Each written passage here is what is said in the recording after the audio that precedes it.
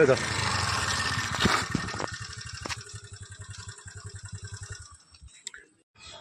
ক্যানেলের উপরে বিডব্লিউ যে ব্রিজটা ছিল সেটা গত পরশু থেকে বন্ধ হয়ে গেছে, কারণ উপরে ব্যারিকেড দিয়ে 3 টনের বেশি মাল যাতায়াত করবে না।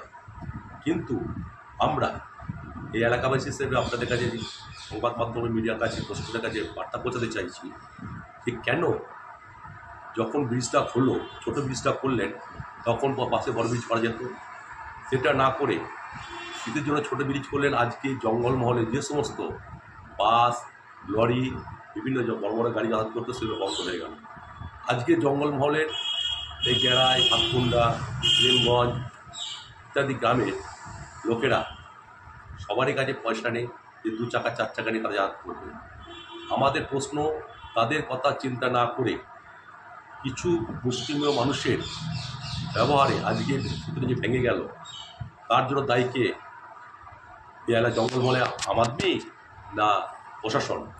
প্রশাসনের কাছে বলবো অতি যত তাড়াতাড়ি পারেন সংস্কার করে ওই এলাকার মানুষকে সুস্থভাবে বাঁচতে দিন, নাহলে কিন্তু আমরা যে কোনো সময় বৃহত্তম আন্দোলন করতে বাধ্য হব।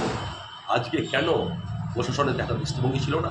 দীর্ঘদিনের সেতুটি ভেঙে যাচ্ছে, আপনারা পাশে সেতু করলেন, তখন কি ওই ছোটো পাড়া ছোটো গাড়ি চলাচল করার জন্য কী দরকার ছিল?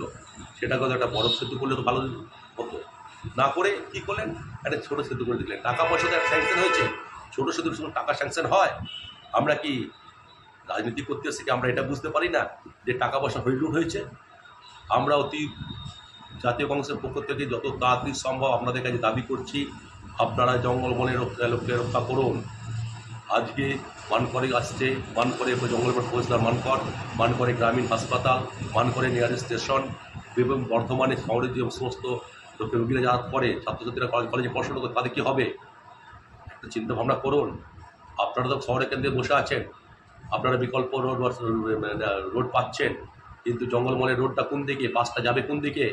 বাস মালিক থেকে অবস্থা হবে, তাদেরকে তো রোড ট্যাক্স সবই দিতে হচ্ছে, তারা বাস চালাতে পারছে। এটা কি হবে? এটা ছেলে খেলা হচ্ছে।